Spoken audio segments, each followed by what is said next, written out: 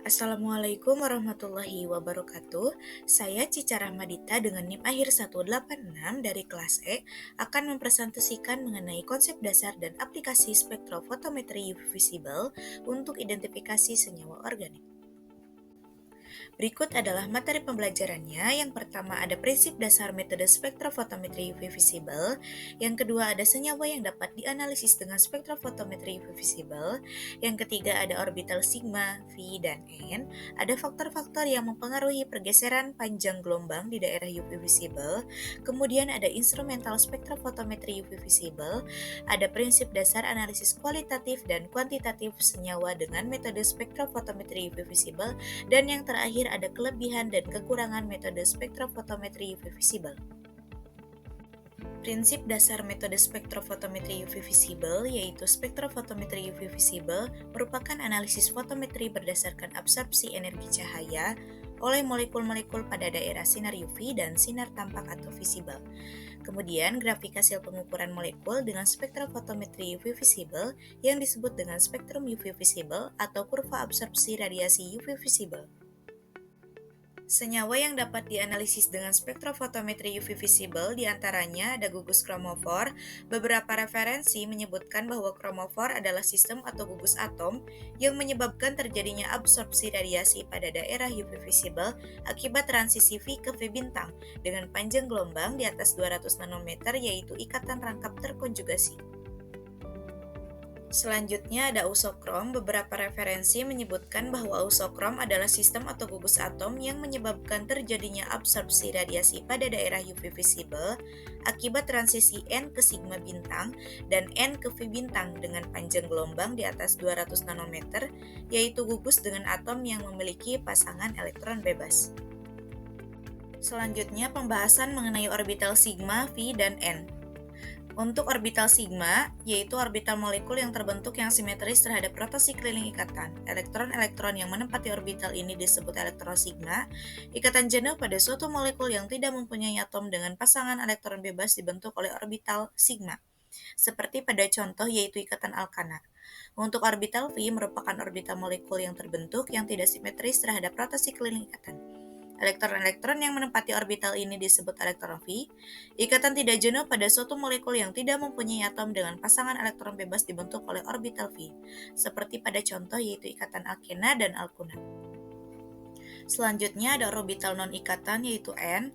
Jika dalam suatu molekul orbital atom tidak berinteraksi dengan orbital atom lainnya, dengan kata lain, elektron dalam atom tersebut tidak ikut dalam pembentukan ikatan kimia dalam molekul. Elektron-elektron yang menempati orbital ini disebut dengan elektron N. Atom pada molekul dengan pasangan elektron bebas dibentuk oleh orbital N, yaitu pada atom O, S. Terdapat faktor-faktor yang mempengaruhi pergeseran panjang gelombang di daerah UV visible. Yang pertama, pengaruh sistem terkonjugasi terhadap spektrum UV visible. Sistem terkonjugasi, sistem di mana ikatan tunggal antar atom dipisahkan satu sama lain dengan satu ikatan rangkap tidak jenuh. Makin panjang sistem terkonjugasi, maka perbedaan energi antara keadaan dasar dan keadaan tereksitasi pada transisi V ke V bintang makin kecil, sehingga absorpsi terjadi pada panjang gelombang lebih besar. Yang kedua adalah pelarut. Pada transisi V ke V bintang, pelarut polar akan menyebabkan pergeseran ke panjang gelombang lebih besar yaitu batokromik atau pergeseran merah. Pada transisi N ke V bintang, pelarut polar akan menyebabkan pergeseran panjang gelombang ke arah lebih kecil yaitu hypsokromik atau pergeseran biru. Contohnya transisi N ke V bintang yaitu aseton. Pada pelarut N-heksan, absorbansi maksimum 279 nanometer, pada etanol absorbansi maksimum 272 nanometer, dan pada air absorbansi maksimum 264,5 nanometer. Yang ketiga, terdapat perpaduan kromofor dan ausokrom, yaitu gugus yang mengandung pasangan elektron bebas yang memberikan transisi N ke V bintang, yang bila berikatan dengan gugus kromofor dapat mengakibatkan pergeseran panjang gelombang. Contohnya pada OH, ONH2, dan OCH3. Terikatnya gugus ausokrom pada gugus kromofor akan mengakibatkan pergeseran pita absorpsi menuju panjang gelombang yang lebih besar, yaitu pergeseran merah atau pergeseran batokromik, disertai dengan peningkatan intensitas atau hiperkromik, pengaruh ausokrom, dan efek penggunaan pelarut polar terhadap absorpsi panjang. Instrumentasi spektrofotometri UV visible. Spektrofotometer menghasilkan nilai konsentrasi suatu bahan yang diukur. Pada gambar ditampilkan bahwa kuvet yang berisi sampel diletakkan di antara sumber cahaya dan detektor. Cahaya melalui monokromator berbentuk prisma untuk diuraikan menjadi panjang gelombang tertentu yang diinginkan operator dan menembus kuvet sampel. Sampel yang menyerap cahaya tersebut akan diteruskan untuk dipantulkan dan dipancarkan ke detektor untuk dianalisis. Detektor akan mengubah cahaya menjadi sinyal listrik untuk ditampilkan dalam bentuk angka pada layar monitor. Berdasarkan jumlah sumber cahayanya, spektrofotometer dibagi lagi menjadi dua jenis, yaitu single beam merupakan spektrofotometer yang paling sederhana dan hanya memancarkan cahaya dari satu sumber. Untuk double beam, satu sumber cahaya dapat melewati dua sampel kuvet sekaligus sebelum ke detektor. Prinsip dasar analisis kualitatif dan kuantitatif senyawa dengan metode spektrofotometri UV visible. Yang pertama, analisis kualitatif untuk senyawa yang diketahui strukturnya dengan uji identifikasi, membandingkan bentuk spektrum dan panjang gelombang maksimum sampel dengan larutan pembanding atau pustaka, melihat pengaruh pH terhadap spektrum sampel, kemudian dibandingkan dengan pengaruh pH terhadap spektrum larutan pembanding atau pustaka, menghitung nilai absorptivitas molar dan atau ekstingsi spesifik, dan dibandingkan dengan larutan pembanding atau pustaka. Selanjutnya, uji kemurnian. Dengan membandingkan nilai absorbansi maksimum sampel dan baku pembanding, kita dapat mengetahui kemurnian suatu senyawa. Senyawa yang murni akan memiliki nilai absorbansi maksimum yang sama dengan baku pembanding pada konsentrasi dan kondisi pengukuran yang sama.